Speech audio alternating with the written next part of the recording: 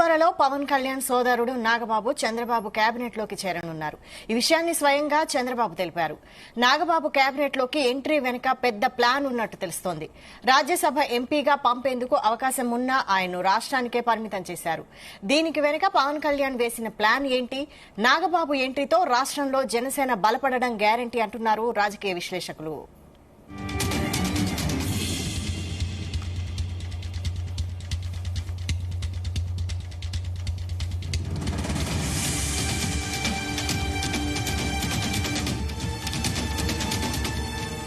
ఇదే అంశంపై మరిన్ని డీటెయిల్స్ మా ప్రతినిధి నాగేశ్వరరావు అందిస్తారు. నాగేశ్వరరావు,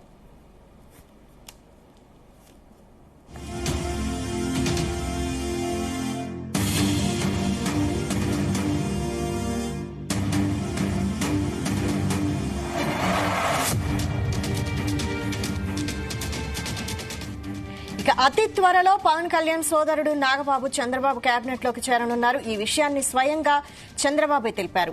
నాగబాబు కేబినెట్ లోకి ఎంట్రీ వెనుక పెద్ద ప్లాన్ ఉన్నట్టు తెలుస్తోంది. రాజ్యసభ ఎంపీగా పంపేందుకు అవకాశం ఉన్నా ఆయన్ను రాష్ట్రానికే పరిమితం చేశారు. దీని వెనుక పవన్ కళ్యాణ్ వేసిన ప్లాన్ ఏంటి? నాగబాబు ఎంట్రీతో రాష్ట్రంలో జనసేన బలపడడం గ్యారంటీ అంటున్నారు రాజకీయ విశ్లేషకులు.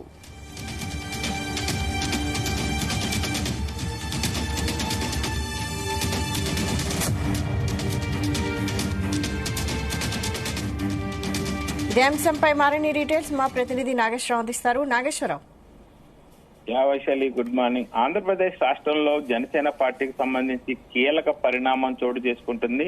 ఇప్పటికే జనసేన పార్టీకి సంబంధించి 2 తెలుగు రాష్ట్రాలలోనే జనసేన పార్టీకి సంబంధించి అత్యంత క్రియాశీలకమైన అత్యంత శక్తివంతమైన పార్టీగా జనసేన పార్టీ ఎదుగుతున్న నేపథ్యంలో ఇటుపక్క కేంద్ర ప్రభుత్వాలు గాని రాష్ట్ర ప్రభుత్వాలు గాని కేంద్ర రాష్ట్ర ప్రభుత్వాలు 2 కూడా ఆ జనసేన పార్టీకి సంబంధించి కూడా కీలక భాగస్వామిగా అడుగులు ముందుకేస్తున్న నేపథ్యంలో శక్తివంతమైన ఆ పార్టీగా ఎదుగుతున్న తరుణంలో జనసేన పార్టీకి మరొక ఆ శక్తివంతనకు సంబంధించి కూడా ఓ అనుకూలమైన అంశం చోటు చేసుకుంది. జనసేనకి అచ్చొచ్చే కాలం అని కూడా చెప్పుకోవచ్చు.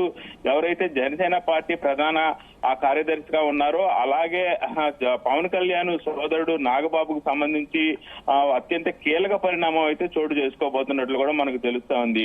ఎవరైతే నాగబాబు గత 15-16 సంవత్సరాల నుంచి కూడా క్రియాశీలక రాజకీయాలలో అడుగు పెట్టాలని ఆయన ఎదురు చూస్తున్న పరిస్థితి ఉంది. దానికోసం అటుపక్క ప్రజారాజ్యం పార్టీ చిరంజీవి పెట్టినప్పుడు అత్యంత కీలకంగా కూడా ఆ ప్రతి జిల్లాలో ప్రజారాజ్యం పార్టీకి సంబంధించి కీలకంగా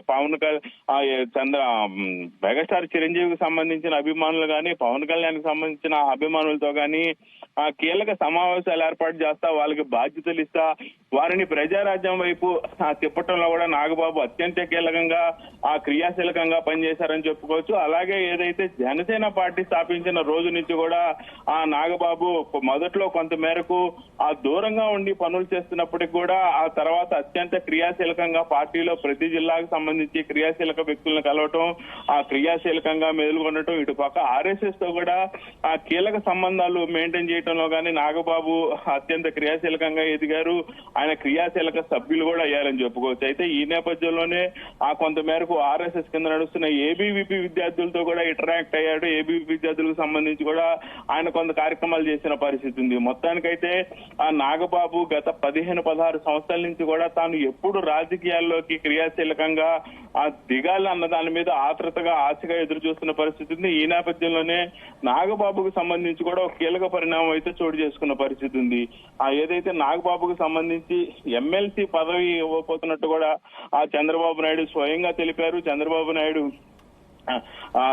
2 తెలుగు రాష్ట్రాలకు సంబంధించి జాతీయ అధ్యక్షుడిగా కూడా ఆయన ఒక కీలక ప్రకటన అయితే చేశారు. నాగబాబుకి త్వరలో ఎమ్మెల్సీగా ఇవ్వబోతున్నట్లు కూడా చంద్రబాబు నాయుడు స్వయంగా ప్రకటించడంతో జనసేన పార్టీకి సంబంధించి నాగబాబు అత్యంత క్రియాశీలకమైన వ్యక్తిగా ఎదగబోతున్నట్టు కూడా మనకు అర్థమవుతుంది. ఈ నేపథ్యంలోనే ఆయనకి ఎమ్మెల్సీ పదవి ఇచ్చి ఎమ్మెల్సీ పదవితో పాటు ఆ రాష్ట్ర మంత్రివర్గంలో ఒక మంత్రి పదవి కూడా ఇవ్వబోతున్నట్లు తెలుస్తా ఉంది. కేబినెట్ లో నాగబాబు అడుగు పెట్టడంతో ఆ జనసేన పార్టీ ఏదైతే అడుగు భాగం నుంచి కూడా పుంజుకోవడానికి అవకాశాలు కనిపిస్తున్న పరిస్థితి అయితే ఉంది. ముఖ్యంగా ఏదైతే పవన్ కళ్యాణ్ కి కొంత మేరకు ఓ పక్క సినీ ఫ్రేమ్ గానీ ఓ పక్క డిప్యూటీ సీఎం గా కూడా ఆయనకి భారీ భద్రత ఉన్న నేపథ్యంలో భారీ భద్రత నడుమ అందరినీ కలవాలంటే కలవలేని పరిస్థితి ఉంది. నాగబాబుకి ఖచ్చితంగా ఎమ్మెల్సీ పదవి ఇచ్చి మంత్రి పదవి చేపట్టిన పక్షంలో క్రియాశీలకంగా ఎదగడంతో పాటు రాష్ట్ర వ్యాప్తంగా ఆయన తిరిగినప్పుడు కింద స్థాయి సిబ్బంది నుంచి పై స్థాయి ఆ కార్యకర్త వరకు కూడా ప్రతి కార్యకర్త నుంచి గాని అలాగే జన సైనికుల నుంచి గాని ఎక్కడ ఎటువంటి పొరపాట్లు జరుగుతున్నాయి, అలాగే ఎక్కడ బూత్ లెవెల్ కు సంబంధించిన కమిటీల దగ్గర నుంచి రాష్ట్ర స్థాయి పోస్టు మటుకు కూడా ఎవరెవరికి ఇవ్వాలి, ఎవరెవరు శక్తి వంచిన పెట్టి పనిచేస్తున్నారు, ఎవరు ఆర్థికంగా పుష్టిగా ఉండి వాళ్ళు ఎవరు పనిచేస్తున్నారు, ఆర్థికంగా ఎవరు కుదేలవుతున్నారు అనే అంశం మీద క్రియాశీలకంగా కూడా ఓ వ్యక్తి కావాల్సి వచ్చిన నేపథ్యంలో నాగబాబు దీనికి సంబంధించి క్రియాశీలకంగా వెలగబోతున్నారు అనేది కూడా మనకు అర్థమవుతా ఉంది. ముఖ్యంగా ఏదైతే నాగబాబుని మంత్రివర్గంలోకి తీసుకొని ఉన్నారా అంటే ఆ పరిస్థితులు అవుననే అనిపిస్తున్నది అయితే కనపడతా ఉంది. ముఖ్యంగా ఏదైతే వాస్తవానికి జనసేనలో నాగబాబు ఎన్నికల ముందు నుంచి కూడా క్రియాశీలకంగా పనిచేశారని అంటే ఖచ్చితంగా అవుననే చెప్పాలి. అలాగే ముఖ్యంగా ఏదైతే పవన్ కళ్యాణ్ కి సంబంధించి పిఠాపురం నియోజకవర్గంలో కూడా ప్రతి సందు నుంచి ప్రతి గొంతు నుంచి కూడా ప్రతి ఒక్కరిని కూడా నాగబాబు మోటివేట్ చేసుకుంటూ ప్రతి ఒక్కరిని కోఆర్డినేషన్ చేసుకుంటూ పవన్ కళ్యాణ్ రాష్ట్ర వ్యాప్తంగా కూడా ప్రచారానికి తిరుగుతున్న సమయంలో నాగబాబే పిఠాపురంలో ప్రధానంగా ఎన్నికలు మొత్తం కూడా చేశారని చెప్పవచ్చు. ఎన్నికలకు సంబంధించి ఆయన క్రియాశీలకంగా పిఠాపురంలో ప్రతి ఒక్క బూత్ లెవెల్ దగ్గర నుంచి కూడా రాష్ట్ర స్థాయి వరకు కూడా. నాగేశ్వరరావు, అయితే రాజ్యసభను కాదని ఎమ్మెల్సీగా పంపడం వెనుక వ్యూహం ఏంటి? వైశాలి, ఇప్పటికే ఏదైతే రాజ్యసభ స్థానానికి సంబంధించి మొదట నాగబాబు ఖచ్చితంగా రాజ్యసభ స్థానానికి ఎంపికవుతారు, ఆయన రాజ్యసభలో అడుగు పెడతారని కూడా రాష్ట్ర వ్యాప్తంగా ప్రతి ఒక్కరు భావించారు. దీనికి సంబంధించి పవన్ కళ్యాణ్ కూడా ఢిల్లీ వెళ్లి ఢిల్లీ పెద్దలతో మాట్లాడారు. ఎవరైతే ప్రస్తుతం ఆర్ కృష్ణయ్యని బీజేపీ తరపు నుంచి రాజ్యసభకు పంపించారో ఆ స్థానంలో నాగబాబుని ఎన్నిక చేసి నాగబాబుని ఖాళీ అయిన ఉప ఎన్నిక జరుగుతున్న 3 రాజ్యసభ స్థానాల్లో ఒక రాజ్యసభ స్థానాన్ని బీజేపీ తరపు నుంచి ఆయన్ని మొదట రాజ్యసభకు భావించాలని చూసినప్పటికీ ఆయనకి ఇస్తారని పూర్తిగా సమాచారం వచ్చినప్పటికీ చివరి క్షణంలో నాగబాబుకి రాజ్యసభ స్థానాన్ని ఆపేసినట్టు కూడా తెలుస్తా ఉంది. ఆ స్థానాన్ని ఆర్ కృష్ణయ్య వైపు మరలించారు. ఆర్ కృష్ణయ్య బీజేపీ తరపున రాజ్యసభకి వెళ్లిన పరిస్థితి ఉంది. ముఖ్యంగా ఎందుకోసం నాగబాబు రాజ్యసభకు వెళ్ళలేదు, రాజ్యసభ కన్ఫర్మ్ అయినా కానీ ఎందుకు చివరి నిమిషంలో ఆయనకు ఆపేశారన్న ప్రక్రియకైతే ఇప్పుడు మనకి అందుతున్న సమాచారం మేరకు ఆయన్ని జనసేన పార్టీ రాష్ట్రంలో అత్యంత వేగంగా ఎదుగుతున్న పార్టీ లాగా ఉంది.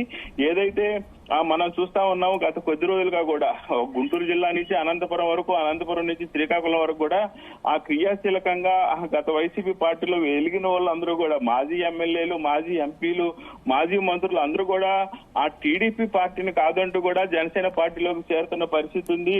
గతంలో అయితే ఖచ్చితంగా అధికార పక్షం ఏదైతే టీడీపీ ఉందో టీడీపీలో మాత్రమే చేరుతున్న నేపథ్యంలో ఇప్పుడు టీడీపీ పార్టీకి ఎన్డీఏ కూటమిలో ప్రధానంగా జనసేన పార్టీ కూడా ఎదుగుతున్న నేపథ్యంలో జనసేన పార్టీకి ఏదైతే పొన్నూరు నుంచి కిలారి రోసే గాని, కృష్ణా జిల్లా ఉదయభాను గాని మొత్తంగా చూసుకుంటే రాష్ట్ర వ్యాప్తంగా కూడా ఎక్కడెక్కడ మాజీ ఎమ్మెల్యేలు అందరూ కూడా జనసేన పార్టీలో చేరుతున్నారు, మాజీ ఎంపీలందరూ కూడా జనసేన పార్టీలో చేరుతున్న పరిస్థితి. ఈ నేపథ్యంలోనే రాష్ట్రంలోనే క్రియాశీలకమైన పార్టీగా ఎదుగుతున్న నేపథ్యంలో నాగబాబుకి అంది వచ్చిన అవకాశాన్ని సద్వినియోగం చేసుకొని పార్టీ క్రియాశీలకంగా ఆంధ్రప్రదేశ్ లో ఎదగటానికి నాగబాబుకు మంత్రి పదవి వస్తే ఖచ్చితంగా జనసేన పార్టీ ఎదుగుదలకైతే బాగా ఉపయోగపడుతున్నది అయితే మనకు అర్థమవుతా ఉంది. అలాగే ఏదైతే నాగబాబుకు సంబంధించి కూడా బీజేపీ పెద్దలు గ్రీన్ సిగ్నల్ ఇచ్చినప్పటికీ కూడా నాగబాబుని జిల్లా రాష్ట్రంలోనే ఉంచడం, రాష్ట్రంలో మంత్రి పదవి ఇచ్చే అడుగులు ముందుకేయడం పట్ల మాత్రం ఖచ్చితంగా జనసేన ఎదుగుదలకు సంబంధించి పవన్ కళ్యాణ్ పక్కా ప్లాన్ తో పక్కా వ్యూహంతో అడుగులేస్తున్నట్టు కూడా అర్థమవుతుంది. ఖచ్చితంగా ఏదైతే పవన్ కళ్యాణ్ టైం బాగున్న నేపథ్యంలో ఆంధ్రప్రదేశ్ లో అడుగు పెడితే ఆంధ్రప్రదేశ్ లో 100% ఎమ్మెల్యే సీట్లు గెలవటం, 100% ఎంపీ సీట్లు గెలవటం, మహారాష్ట్ర ఎన్నికల్లో అడుగు పెడితే అక్కడ కూడా 99% ఆయన 11 నియోజకవర్గాల్లో మహారాష్ట్రలో పవన్ కళ్యాణ్ ప్రచారం చేసిన నేపథ్యంలో ఆ 11లో 10 ఎమ్మెల్యే సీట్లు గెలవటం, అది కూడా భారీ మెజార్టీతో రావడంతో ఒకసారిగా ఆ కేంద్రం దృష్టి కూడా పవన్ కళ్యాణ్ మీద పడిన నేపథ్యంలో ఇదే అవకాశాన్ని అదునుగా అతనికి వచ్చిన అవకాశాన్ని సద్వినియోగం చేసుకునేందుకే ఆ నాగబాబుకి మంత్రి పదవి కూడా పక్కా ప్లాన్ తో ఇచ్చినట్టు తెలుస్తా ఉంది. మొత్తానికి ఆంధ్రప్రదేశ్ లో అయితే ఖచ్చితంగా ఆ రెండో అతిపెద్ద పార్టీగా టీడీపీ తర్వాత ఆ వైసీపీ పార్టీని దాటుకొని జనసేన పార్టీని ముందుకు తీసుకురావాలనే క్రియాశీలకంగా అయితే ఎదుగుతున్నట్టు మనకి అర్థమవుతున్న పరిస్థితి ఉంది Vaishali. Right, thank you Nageswararao.